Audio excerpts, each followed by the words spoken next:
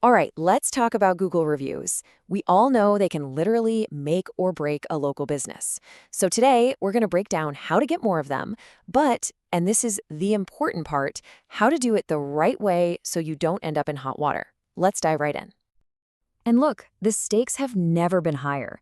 There are new rules in town, and the old tricks that might have worked before, well, now they could seriously damage your reputation or even get you fined. So let's get you set up with a system that keeps you safe and successful. So why all the fuss? Why is this so critical? Well, chew on this for a second. A whopping 83% of consumers read Google reviews for local businesses. Think about that. Your reviews are basically your digital front door, and pretty much everyone is peeking inside before they decide to come in. Okay, so to play the game and win, you've got to know the new rules. The entire landscape for online reviews has changed, and it's all because of one major new regulation. This is the big one, folks.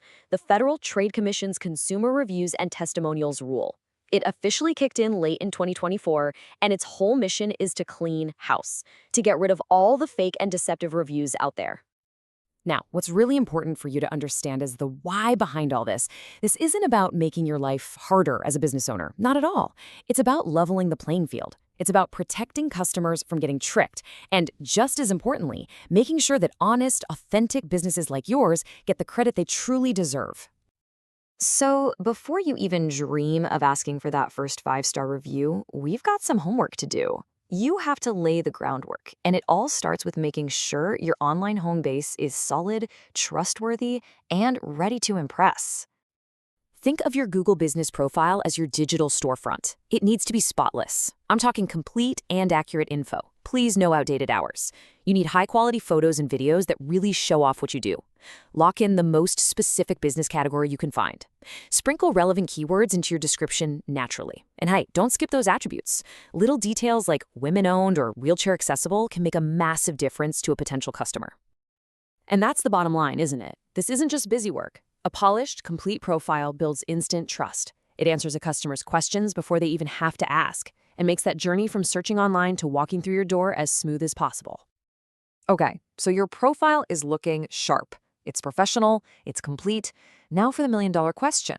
How do you actually get those incredibly valuable reviews in a way that's both super effective and, totally legal? Look, the good news is there's no magic wand here. It's not some secret trick. It's all about having a simple, repeatable system that just naturally fits into your customer's experience. Let's walk through it. So here it is, your multi-channel playbook. It's pretty straightforward. Start by asking a happy customer in person. A simple, polite, "Hey, we'd love your feedback on Google at checkout" works wonders. Then follow up with an email or a text that has a direct link. You've got to make it easy for them. In your store, use signs with QR codes, pop a little note on receipts or in their shopping bags, and of course, gently remind your followers on social media. The whole idea is to create multiple low-pressure touchpoints. Okay, but let's be real. This is the fear that keeps a lot of business owners up at night, right? You've done everything by the book, you ask for a review, and it's a negative one. What do? Do you just panic? Ignore it and hope it goes away? The answer? You don't ignore it. You engage. Because how you handle that feedback, especially the tough stuff, is just as important as getting the review in the first place. This is where you really build a rock-solid reputation. And here's something you've got to remember. When you reply to a review online, you are not just talking to that one person. You're talking to every single potential customer who reads it later. A thoughtful, professional response becomes this public billboard that shows everyone you listen, you care, and you're dedicated to making things right. And the strategy for this is actually super simple, but so powerful. For the good reviews, a genuine thank you is perfect. It shows you appreciate them. For the negative ones, don't get defensive. Acknowledge what happened, offer a solution if you can, and show that you're taking their feedback seriously. You'd be amazed how often this turns a bad situation into a public win for your customer service. All right, let's get to the really, really critical part of all this. Staying on the right side of the law. The new FTC rule is very clear about what you can't do, so let's break down exactly what you need to avoid. No exceptions. Let's talk about incentives, because this is where people trip up all the time. Here's the bright red line. You absolutely cannot offer a coupon or a gift card only if someone leaves a positive review. That's illegal, plain and simple. Now, what you can do is offer a little something for any honest review, good or bad. just be aware, you might still need to disclose that an incentive was involved. And here are the absolute non-negotiable red lines. Don't even think about crossing these. Buying or faking reviews? Obviously out.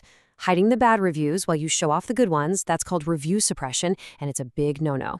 Having your employees or family leave reviews without saying who they are? Not allowed. And it should go without saying, but using bogus legal threats or trying to intimidate someone into taking down a bad review is a major, major violation. And hey, don't just take my word for it on that insider review thing. Here's a direct quote from the FTC's own guidance. Can you ask your family to write a review? Yes, you can. But, and this is the key, they must clearly and obviously disclose their relationship to your business right there in the review. Transparency is everything. So when you boil it all down, what's the secret sauce? It's this: authenticity. Being a great business that earns genuine feedback is your best strategy. And honestly, it's your best defense, too. All right, so let's wrap this up with the winning game plan. Your key takeaways. Number 1, get that Google Business Profile optimized first. It's your foundation. 2, build a system to ask every customer for their honest feedback. 3, engage with all of it, the good and the bad.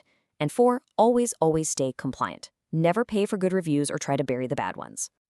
And that's really what I want to leave you with. We're in a time where trust is the most valuable currency you have. So your review strategy isn't just about marketing anymore. It's about building a brand that people respect and believe in. So the question is, how will you use these tools to build that lasting trust?